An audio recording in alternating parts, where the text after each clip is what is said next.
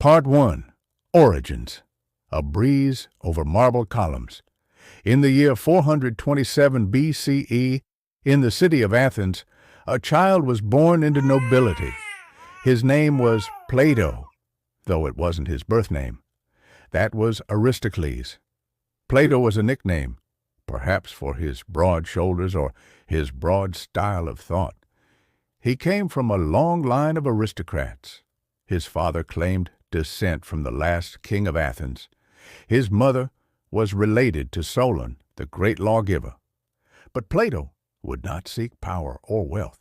He would seek truth. As a young man, he studied poetry, gymnastics, music, and mathematics. He was groomed for leadership. But then Socrates happened. Part 2. The influence of Socrates.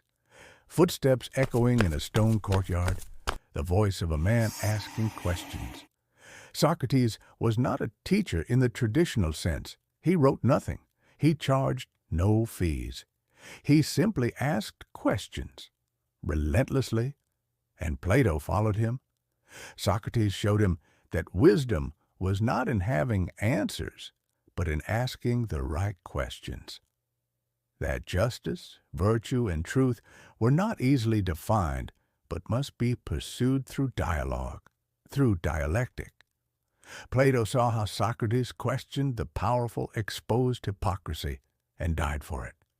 In 399 BCE, Socrates was sentenced to death for corrupting the youth and impiety.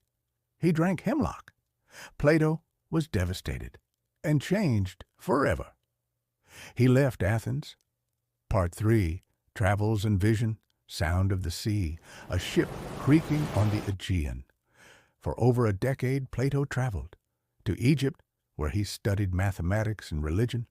To Italy, where he encountered Pythagorean mysticism and order. To Sicily, where he hoped to put philosophy into action. He dreamed of a philosopher king, of a ruler guided not by ambition, but by wisdom.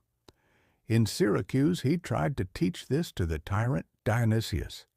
It ended poorly. Plato was sold into slavery. He was ransomed by friends. And once freed, he returned to Athens with a clear mission. It was time to build something of his own. Part 4. The Academy.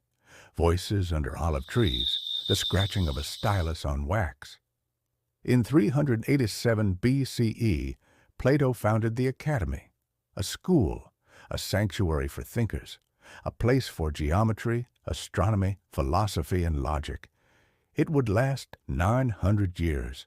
He taught through dialogue, through questions, through his own writings, starring Socrates as the eternal seeker. His students would walk, talk, debate. Among them, Aristotle. Plato wrote dialogues, living conversations about love, symposium, justice, republic, knowledge, Meno, the soul, Phaedo. In them he sketched a grand vision, that reality is not just what we see, but what is eternal. Part 5. The Theory of Forms. A glimmering sound, like light reflecting off water. Plato believed in two realms, the visible world, fleeting, imperfect. The world of forms, unchanging, eternal, perfect.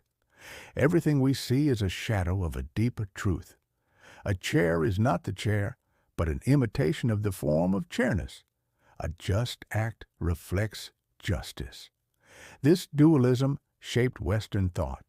It led to debates on what is real and how we know. To Plato, the philosopher's task was to ascend from the world of appearances to the world of truth.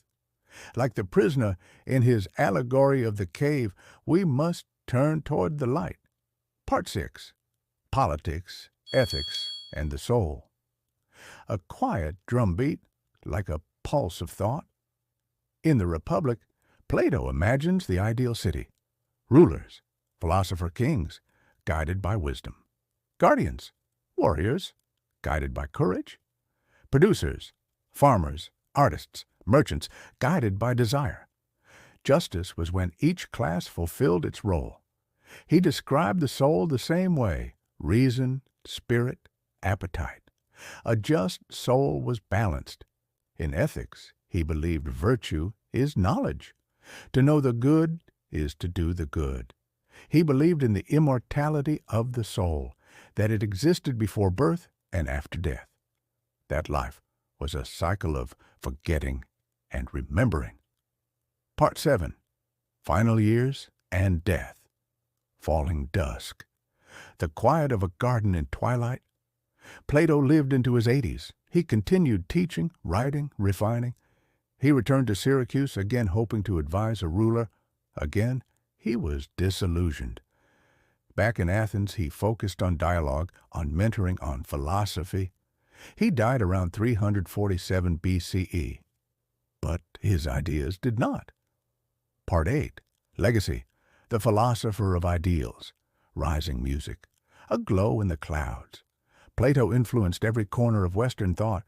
In philosophy, through his questions. In mathematics, through abstraction. In theology, through his vision of the soul. He taught that the world is not just material, but meaningful. His student Aristotle would part ways with him, grounding ideas in the world. But even in their disagreements, the dialogue lived on. Plato gave us a vision of what could be, a ladder to the divine, a belief that truth, beauty, and goodness were real, eternal, and worth seeking. The greatest wealth is to live content with little,